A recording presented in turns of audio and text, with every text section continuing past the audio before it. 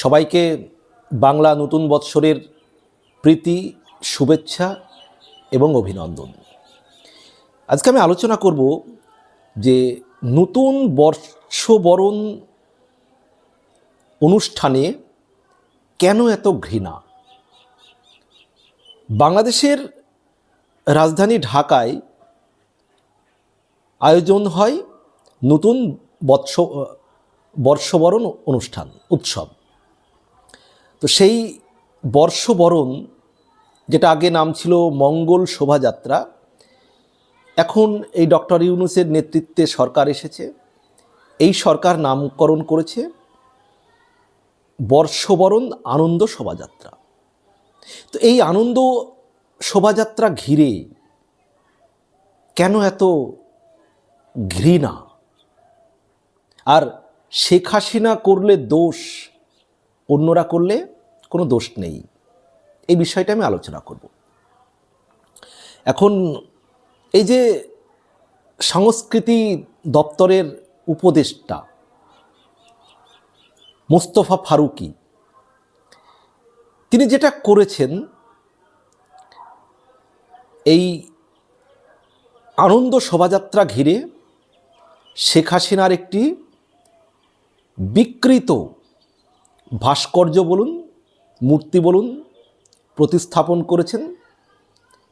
সেই মূর্তি বা ভাস্কর্য কারা আবার এই বর্ষবরণ অনুষ্ঠানের আগেই আগুন ধরিয়ে দিয়েছিল, ভেঙে দিয়েছিল।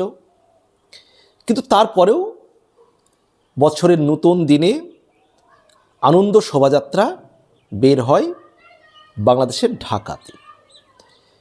এখন প্রশ্ন হলো, এই যে মঙ্গল শোভাযাত্রা আগে নাম ছিল, এখন আনন্দ শোভাযাত্রা, যেটি বাংলাদেশ সরকারের সংস্কৃতি মন্ত্রণালয়ের আবেদনক্রমে 2016 সালের 30শে নভেম্বর বাংলাদেশের মঙ্গল শোভাযাত্রা ইউনেস্কোর মানবতার অধরা বা অস্পর্শনীয় সাংস্কৃতিক ঐতিহ্যের তালিকায় স্থান লাভ করে। একবার উপলব্ধি করতে পারছেন যে এই মঙ্গল শোভাযাত্রা, যেটা আগে নাম ছিল, ইউনেস্কোর মানবতার অধরা বা অস্পর্শনীয় সাংস্কৃতিক ঐতিহ্যের তালিকায় স্থান করে। কিন্তু এবার আবার নাম পরিবর্তন করে করা হয়েছে বর্ষবরণ আনন্দ শোভাযাত্রা। এই শোভাযাত্রা ঘিরে শেখ হাসিনার একটি বিকৃত ভাস্কর্য তৈরি করা হয়েছে। সেখানে আরও বিভিন্ন প্রাক্তন ছাত্রছাত্রী, বর্তমান ছাত্রছাত্রী, সমাজের বিভিন্ন স্তরের মানুষ সেই আনন্দ শোভাযাত্রায় অংশগ্রহণ করেছে। তো আনন্দ শোভাযাত্রা, একটা শোভাযাত্রা যখন আনন্দ হবে, কখন? আপনি কোনো ভালো কাজ না করে যদি তার মধ্যে আনন্দ খুঁজে পান, কোনো ঘৃণা ছড়িয়ে যদি আপনি আনন্দ খুঁজে পান, সেটা কিন্তু আপনার রুচি, আপনার যে মানসিকতা, তার পরিচয় ফুটে ওঠে তার মধ্য দিয়েই। অর্থাৎ আপনি যদি কাউকে ছোট করে আনন্দ পান, আপনি যদি কাউকে অপমান করে আনন্দ পান, আপনি কারো ক্ষতি করে যদি আনন্দ পান, তাহলে আপনার যে মানসিকতা, আপনার যে রুচি, সেটা কিন্তু পরিচয় পাওয়া যায় তখনই। তাহলে বর্ষবরণের মতো একটা অনুষ্ঠান, যেটা আনন্দ শোভাযাত্রা নাম দিয়েছেন, একটা আনন্দ হবে বছরের প্রথম দিন যে শোভাযাত্রা শুরু করছেন, সেই আনন্দ শোভাযাত্রাতে কেন এত ঘৃণা ছড়ানো হলো?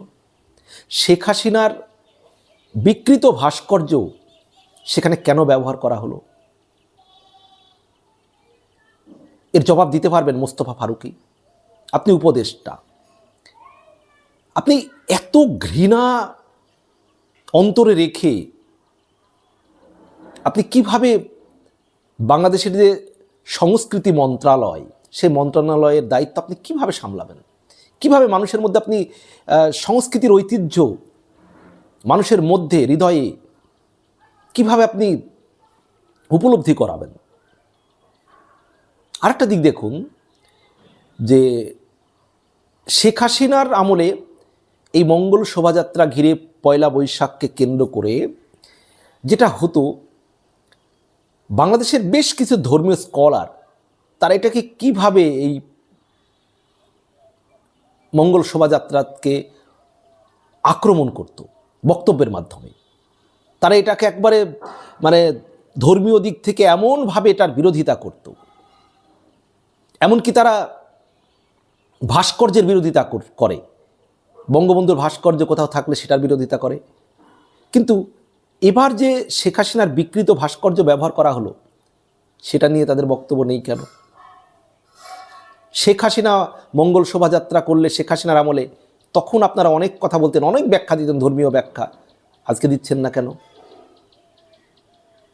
এই ধর্মীয় বক্তারা ডক্টর ইউনূসকে এর আগে সুদখোর বলতেন, সুদের ব্যবসায়ী বলতেন, সুদের ব্যবসা করছেন, অনেক মহিলাদের তিনি বেপর্দায় এনেছেন, তার গ্রামীণ ব্যাংকের মাধ্যমে সুদের ব্যবসা করে সুদখোর বলতেন।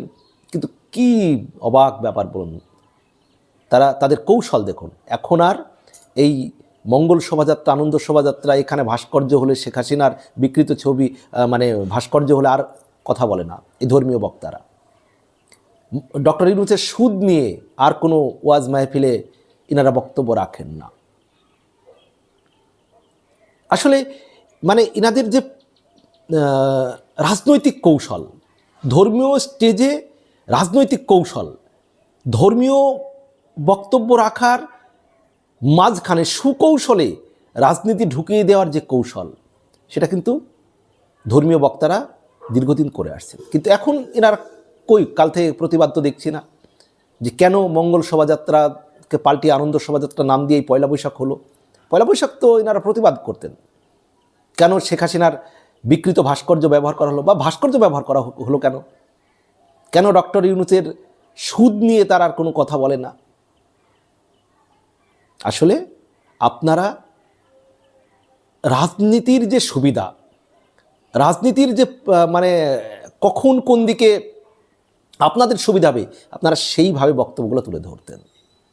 কিন্তু এই যে সংস্কৃতি দপ্তরের যিনি উপদেষ্টা মোস্তফা ফারুকী এত ঘৃণা ছড়াচ্ছেন, পরবর্তীকালে এই সরকার তো বেশি দিন টিকবে না, কিন্তু যখন আবার সরকার পাল্টাবে, এই যে অপসংস্কৃতি আপনি শুরু করলেন ডক্টর ইউনূস এবং আপনার সংস্কৃতি উপদেষ্টা, পরবর্তীকালে এর যখন